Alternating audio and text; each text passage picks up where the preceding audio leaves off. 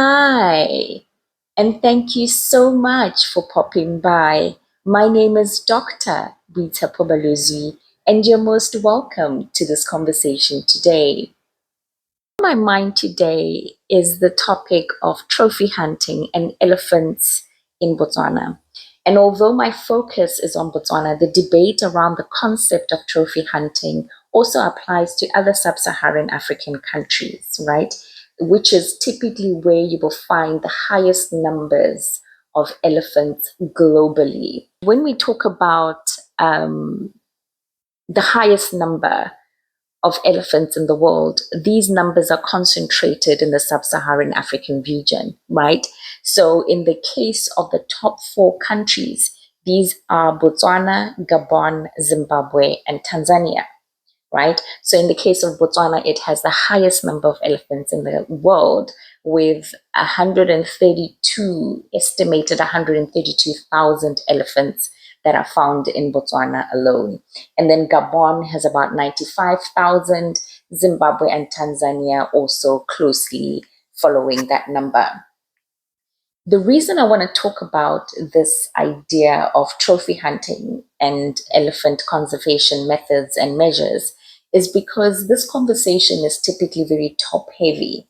In fact, when you hear this conversation happening, it's typically being held by communities or populations in the industrialized world, right? In the developed world.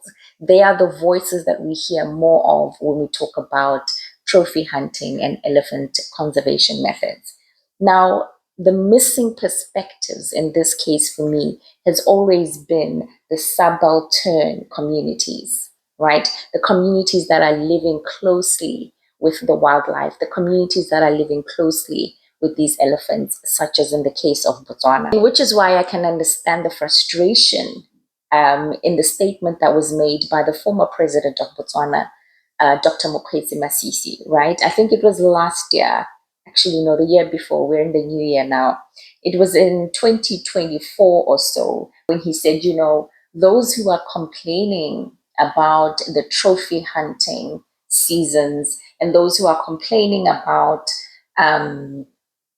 the fact that countries such as Botswana have to implement measures such as trophy hunting in order to manage the elephant population can feel free to come and get some elephants from Botswana.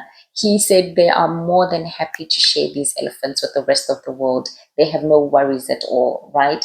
And of course, I'm not quoting him directly, but those were his sentiments. His sentiments was that, if you have any concerns about what we are doing, please feel free to help us manage the elephant population and come and get some elephants from us. We are more than happy to share these, right? Now, this is one of those topics that, as I've said before, is typically top heavy, meaning it is often discussed from the premise of those with economic, political, and social power, right? And in the case of Botswana, we know that in terms of tourism, right? Tourism is a major contributor to Botswana's domestic product. And typically, when we talk about tourists in Botswana, when we talk about the foreigners who come to Botswana for tourism's sake, these are coming from the industrialized nations, right? We have different kinds of tourists, right, who have a strong sense of ownership over Botswana's elephants. You have the photographers, right? You have the documentary producers, and then you have your average tourist who's just there to simply view these animals on a holiday, right? So there are various populations around the world that have a very strong sense of ownership over Botswana's elephants because they feel they are contributing economically through tourism, right, in order to sustain these elephants and to sustain the country. So I can see why these global populations have a strong sense of ownership over Botswana's elephants because they do contribute to the country through the tourism sector, right? When we talk about issues of whether they should be trophy banning or not, we should not be applying these concepts or this argument or this debate to the context of countries that have managed to preserve elephants' lives, right? So I think there should be a lot of context that is always applied when we have these debates about whether trophy hunting should be allowed or it shouldn't be allowed, because the pattern of elephants' decline is not uniform across the world. Something else that comes to mind when I talk about trophy hunting and elephants in Botswana is just this idea that we do have such strong measures to preserve the lives of elephants in Botswana. We really do. And I would be amiss to not talk about soldiers and how much effort has been applied by soldiers in Botswana through the Botswana Defense Force, who have been, going head to head with poachers, risking their lives to protect the lives of elephants. So that's a story or another missing perspective that we don't hear a lot of, is that Botswana has invested so much in terms of local resources, in terms of human resources through the Botswana Defense Force to ensure that the poachers are kept at bay, right? One of the other missing perspectives of the story when it is told globally is that we don't get to hear enough about the voices of the communities that live with these elephants, the day-to-day struggles and challenges that they face. Because in the case of Botswana compared to Gabon, right, elephants in Gabon are in a rainforest. They have all the water and the greenery that they need to survive. In comparison, the elephants in Botswana are living in a desert. So just like the Botswana, the elephants themselves have to move around to seek water sources during the dry season, right? And this is where typically the conflicts start to occur. But that is one of the reasons why Gabon also has a strong elephant population, because they have a good habitat for the elephants, right? And beyond the conservation measures that they have put in place, right? This is why I am aligning with research that is saying, we should be applying a socio-ecological framework when we talk about elephants or trophy hunting in countries such as Botswana, Gabon, Zimbabwe, Tanzania, and other countries that have managed to preserve elephant life, right?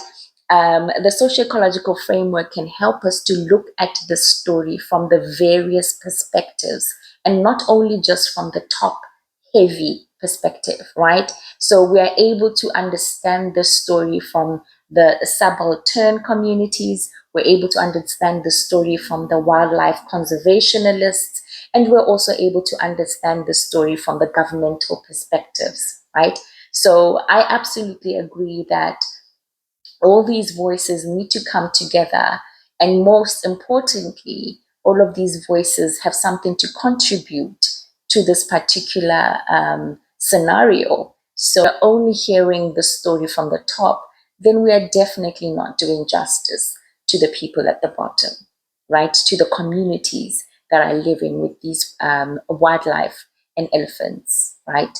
And when we're talking about solutions, the socio-ecological framework allows us to find solutions that are sustainable. The socio-ecological framework allows for this inclusivity in decision making, right? It allows for all parties to be heard. As research has been showing, trophy hunting has so much economic benefits for the populations that absolutely need these financial resources, right? So there are communities that are able to survive and sustain themselves through the revenue that comes from trophy hunting, especially when it is managed well, such as in the. So when we look at the elephant ban in 2014, the former president of Botswana, Lieutenant General Ian Khama, introduced the ban in order to manage and kind of deter the poaching levels that were considered to be very high at the time. In fact, he introduced a policy which was called the shoot to kill policy. It was a shoot to kill policy. It was an anti-poaching policy which was spearheaded by the Botswana Defense Force, right? So that was when the ban was first introduced. It was in 2014. And then in 2019, the former president of Botswana, another former president of Botswana, Lieutenant General Ian Khama's predecessor, who is Dr. Mokgweetsi Masisi, reintroduced the trophy hunting ban after evaluating the policy, right? After this 5-year ban, he evaluated and said, you know what, I think it is time we reintroduce the trophy hunting policy, right?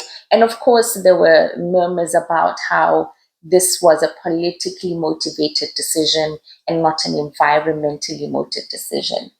It's going to be an open season again for trophy hunters in 2026 in Botswana.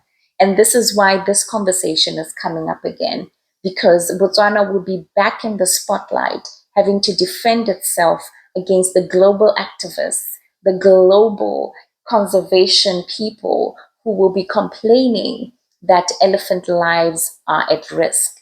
But in the case of Botswana, in the case of Gabon, in the case of Zimbabwe, in the case of Tanzania, these are countries that should be given an exception to this rule and to this outcry, right? Because these are countries that have done very well and have successfully done very well in terms of preserving elephant lives.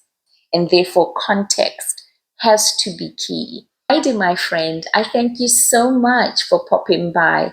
I hope you're having a lovely day where you are. But most importantly, I hope you're having a healthy day wherever you're watching me from. Bye.